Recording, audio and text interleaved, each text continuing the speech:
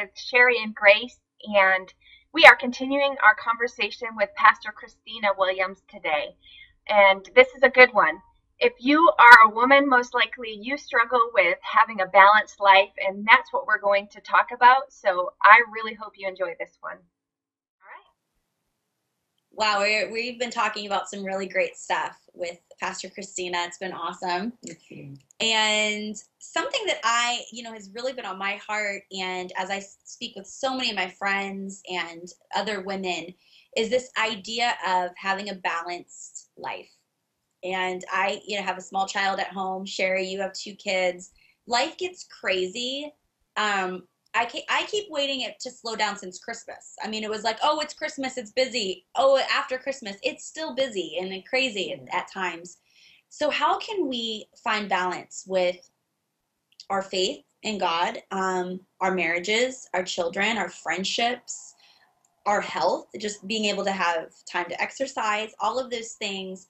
What does the Bible say about balance? How do we find balance? What wisdom, Christina? You have grown children, you have grandkids. Yeah. I'm sure you figured this out by now, right? I don't know. Well, first of all, the scripture says in John 10:10 that the enemy has come to steal, kill, and destroy, but Christ has come to give us life and life abundantly. And I'm sorry to keep sounding so simplistic, but there really is something of understanding the one who wants to rob you and the one who wants your life to be abundant. And so I really believe in asking Jesus every day. Like, I remember hearing a great preacher years ago say, before he put his feet on the ground out of bed, he always said, Jesus, be the Lord of this day, and be my Lord today, guide me. And I really believe that. I think you ask God to be the Lord of your life and to really guide you. I also think that the enemy loves to make things that are unimportant seem really important. People will be more dedicated to television shows or to movies or to entertainment of some kind than they will be dedicated to the Word. I mean, we knew a guy who was a youth pastor one time that recorded 60 hours of television shows a week. How on earth are you giving yourself that much to it? And I looked at him and I said, is God getting any of that time? Like, is he getting any equal time? Are you spending that much time in the Word? Wow. Like, that's craziness. Yeah. So this is my feeling is I think that, and years ago, I think it's Stephen Covey or one of those guys that talk about first things first. If you put the big rocks in the cup, then you can pour all the water. Have you ever seen that analogy? Yeah. I think you got to look at the things that are priority in your life. And first and foremost is your relationship with God. I really believe that years ago, I attended a conference where they said, no Bible, no breakfast, no Bible, no bed. And I determined that I was going to make the Word of God a priority in my life, that if I had a good friend over, or if there was a television show I wanted to watch, or whatever, I'd stay up late to watch it, or I would, so that I wouldn't go to bed without at least even reading 1 or 2 sentences in the Word. Yeah. I wouldn't eat my breakfast without my Bible. And I think that when you learn priorities, God starts to fit things in order. That's so good. Making the Lord, really Lord of your life and a priority, I think people go, I just don't have time. I mean, when am I going to read the Bible? When am I going to, come on. I think if you ask God to show you a way to make him a priority. When my children were little, best time for me to pray was when I was cleaning because they took off running. Yeah. They were afraid I was going to make them clean something. So I was usually alone. So I prayed a lot. But so I think, first of all, you cannot lose sight of your significant priorities, and that's God, because God becomes the referee in your marriage. He becomes the wise father that teaches you how to parent your children. Yeah. And then I think that you have to begin to look at where things start in the cycle, that you have to make your husband and your marriage a priority. Because long after your kids are gone, hopefully you'll have a good marriage. I think I'm more in love with my husband today than I was the day I married him. I know I am. Yeah. And we modeled for our children how to be in love and how to grow in love.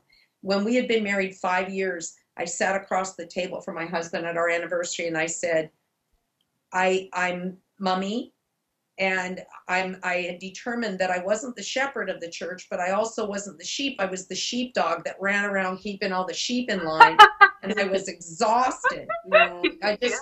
I was doing so much church work, and I had the kids little, and we were busy. And I said, I need a man in my life, and I want you to be that man. And I said, are you willing to be that man? And he said, yes. And he said, well, how do we begin to do that? And I said, I need some romance. Like, we need some dating here. Yeah. And so we started to date. We had no money at the time. So we, you know, I would babysit for one person and then they would babysit for me, you know, one of my best friends. Yeah. So we did that. And then I'll never forget the first night we decided we were going to date. We had 4 emergency calls from the church. And I'm not kidding. The first call comes and my husband goes, I'm sorry, I have an important meeting tonight. Can you come to my office tomorrow morning? Okay. And I said to somebody, he never had to take me anywhere after that. Yeah. The romance level just went up to the Yeah. roof because he was making me a priority. Yeah. And I think the same thing for our husbands. If we are always saying the kids or whatever, and we make them not a priority, it takes all the romance out of marriage. No wonder he doesn't want to be romantic. My grandmother said that her husband died very young, and she said, I always said the children. And she said, but you know, I still have my kids. I don't have my husband.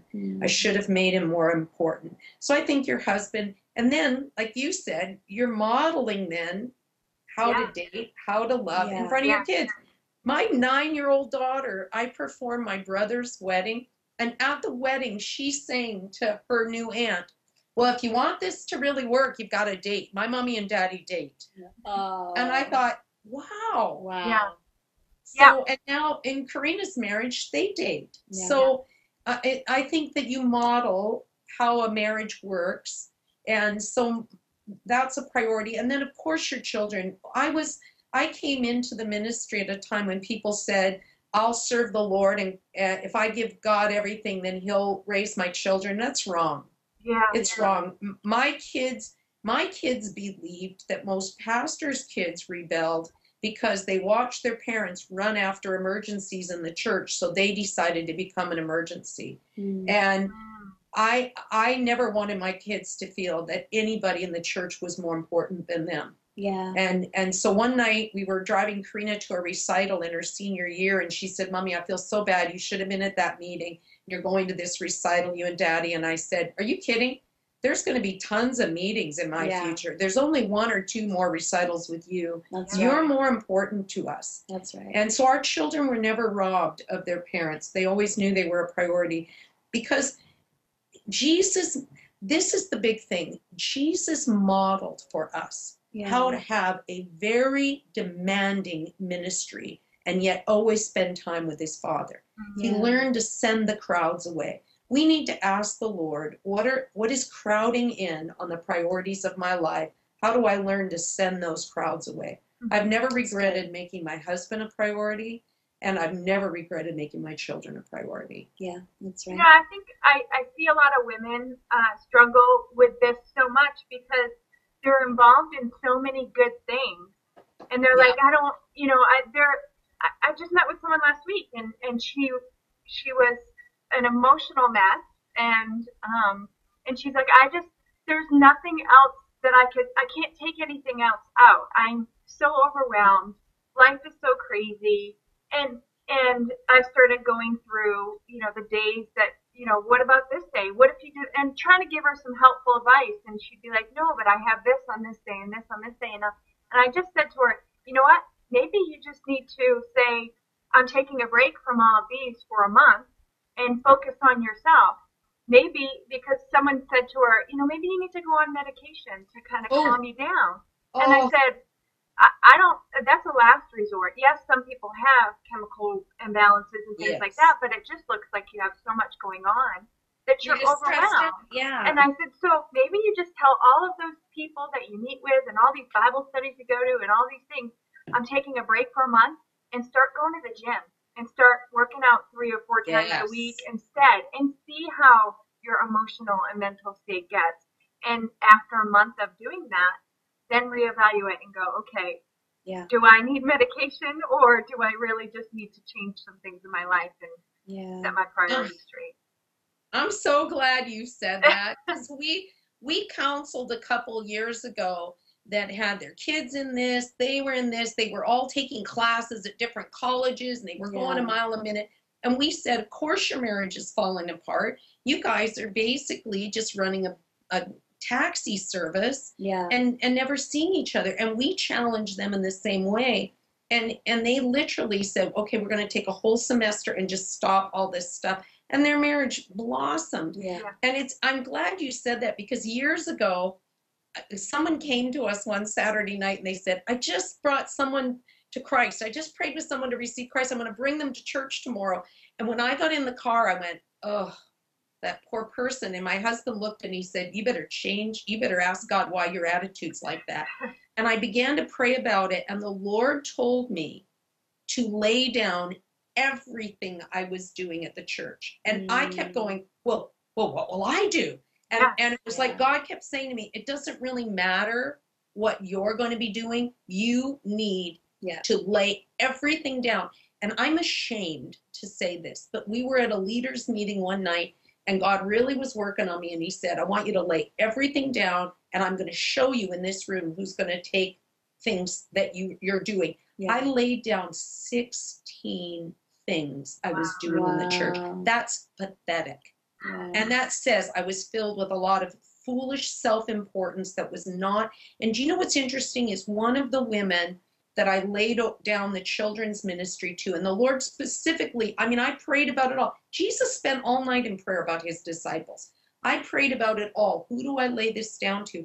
And the woman I gave up the children's ministry to ended up becoming a national children's leader. Wow. And I would have robbed her from that destiny. That's right. Because I thought I had to do it all. So I would look at somebody like that, and the scripture says in Luke 1:79 that Jesus came to put our feet on a path of peace. And I'm writing a Bible study right now for Titus, and one of the things I'm focusing in on is how important the peace of God is in our life. That's right. And how much the enemy tries to rob it. peace. Yeah. So I would say to somebody like that, you are being robbed. Yeah. You need to sit down and ask the Lord, what is a path of peace for me? That's right. And really, what do you want me involved in? And what am I just doing? Because let me tell you, there's lots of good stuff out there. Absolutely. Yeah. I have an international ministry. I could pick 15 countries right now to go to easily. Right.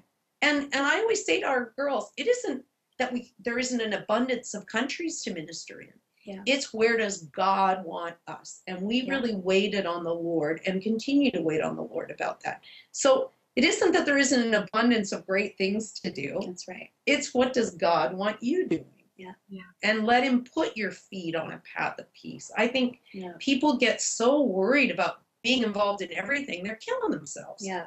She doesn't need medication. She needs a rest with the Lord, That's you know? Right. That's right. Yeah. Yeah, and I was in her boat several years ago, and I was at the end of my rope, and I went to the doctors because I was having anxiety, and I was sick nonstop, and the doctor said, well, do you want me to put you on some medication? And because it looks like you have a little OCD tendencies, post-traumatic stress, premenstrual syndrome, and he was saying PST, OCD, he's using all of those.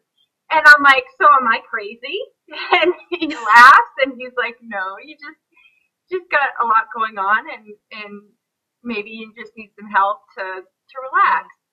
And he wrote a prescription. I didn't get it. And I went home and talked to my husband, and he's like, Sherry, maybe you just need to start running. And he started looking up, maybe you can join a soccer team. So he starts looking up, and he said, there's this team called the Ball Busters, and then he sang on me. I'm like, I am not gonna get on a soccer team. It's been way too many years, and that sounds really intimidating. But I started running, and then Grace and I started challenging each other with some running challenges, and I came out of it. But we just think that we have to be everything to everyone, and we can't. You're exactly right. And you know what? It doesn't usually one of the biggest priorities that gets lost in a busy schedule is taking care of ourselves. Yeah. And so, you know, your husband was right. I care gave my mom for 2 years before she died, and my saving grace was running. Like if I wouldn't have ran, I would have, because it was too easy to get lost in her care and not care about myself. So that's another huge priority is learning to take care of yourself. That's really smart of you. Yeah. Of my husband. Hey, thank God for that good man. Yeah. Yeah. This is such good stuff. And I'm personally sick of seeing myself stressed out and in that spiral downward where, you know, oh, I need to go, you know, I wait so long that I need a whole day to myself and just, I need to go get my nails done and I need so much because you know, I haven't taken moments to let the Lord refresh me.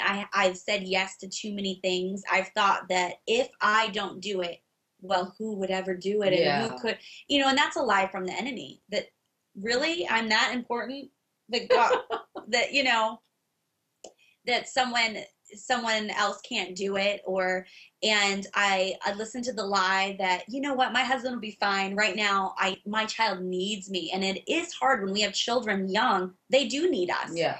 But our husbands need us also, and we've got to remember that as wives, that, you know, if we're this stressed out, we don't even want to be around ourselves. Yeah. Well, of course, our husband doesn't want to be around that. No wonder he wants to work late or do something different. And so, to put that as priority, I love that you said that, to date your husband. And if we don't make it a priority, the years will go by that quick. And when those kids are out of the house, we're going to look at that man and he's going to look at us and say, well, who are you? And exactly. Why are we doing this? And we're not doing our children any favors by doing that. And if they're looking at the model, their only model of marriage is what they see in mommy and daddy.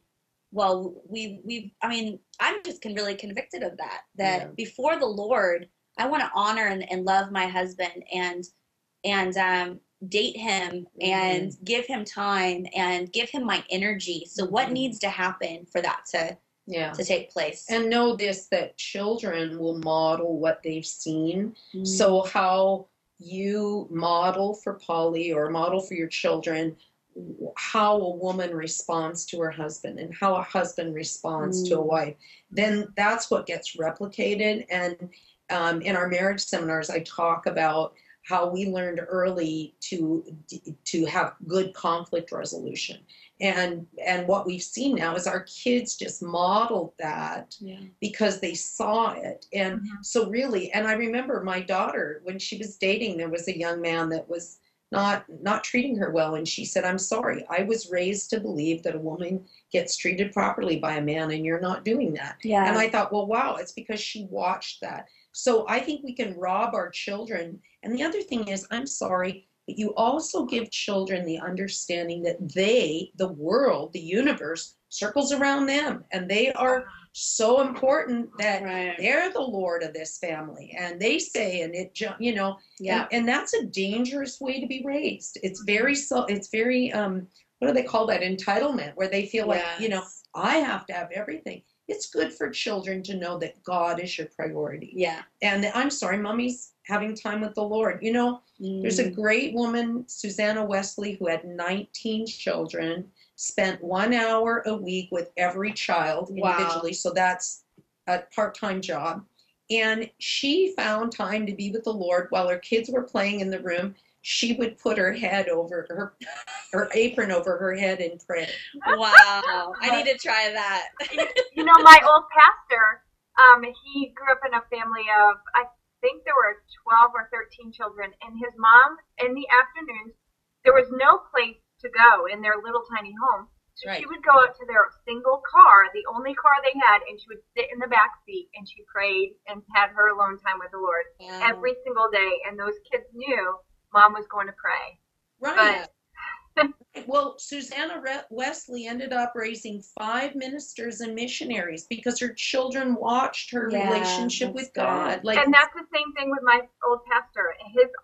Most of his brothers and sisters are all in ministry, and they're all serving God. And then their children, the grandchildren, are all in relationship with the Lord. It's just, Yeah. it's amazing the legacy that we leave when we have correct and balanced priorities. Yeah, That's I want right. to tell you one other quick thing. When our kids were little, we lived in the parsonage, and one Sunday morning, Karina was the baby, and Chris is like 2, so I've got a 2-year-old and a baby, and you know what that's like, and Brady's already at the church, so I'm trying to get, one dressed, and then just as one's dressed, the other one has a big mess, so that I'm changing, and I'll never forget my son, he's 2, looks at me and says, "Are you frustrated?"